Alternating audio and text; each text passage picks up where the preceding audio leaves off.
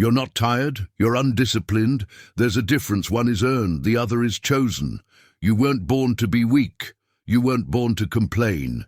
You were born into a world of silence, challenge, and responsibility. But something along the way softened you. Too much comfort, too much noise, too much waiting for someone else to tell you who you are. It ends now, because the path of a Stoic is not about feeling good. It's about becoming someone you respect. It's about sharpening your mind, your body and your spirit until the world can no longer shape you. So listen closely, and don't just listen.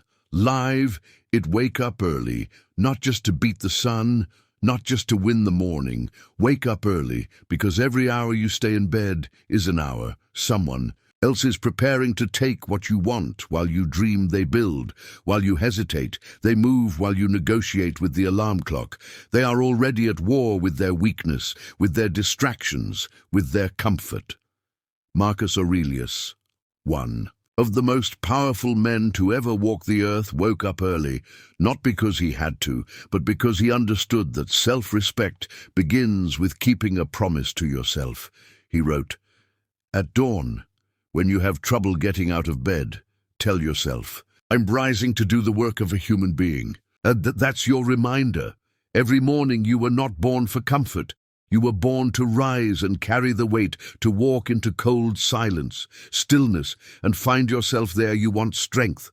Get out of bed while it's still dark. You want clarity.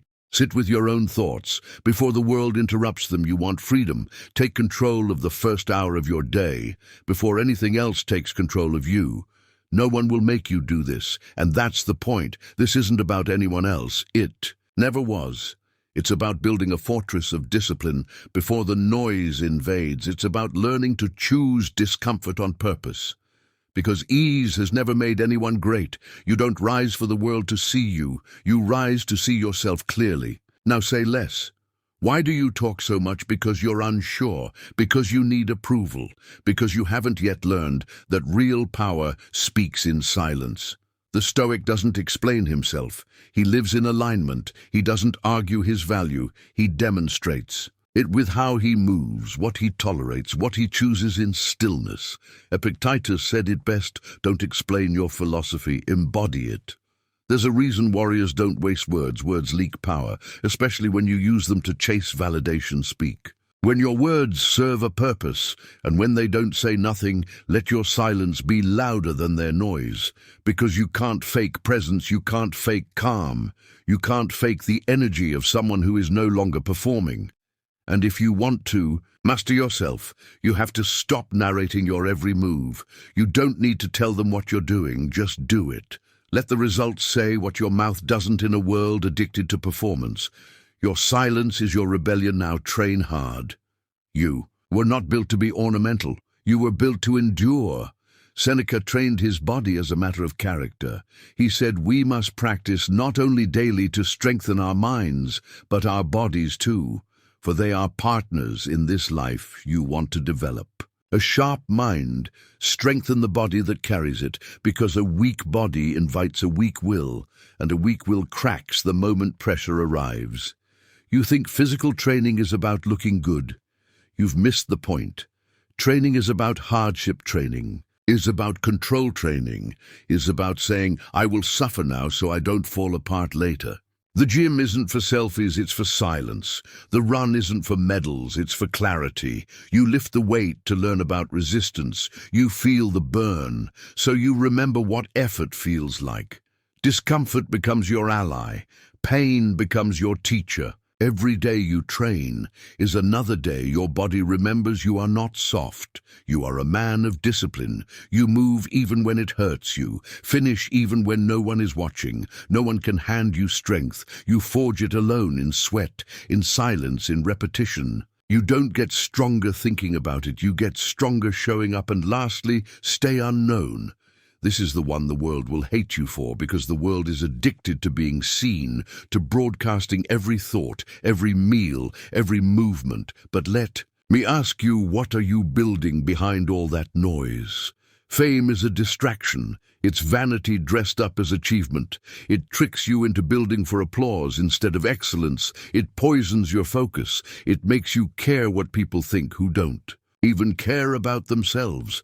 The Stoic doesn't build to be seen. He builds because it is right. He builds because it is honorable. He builds because he has become the mission.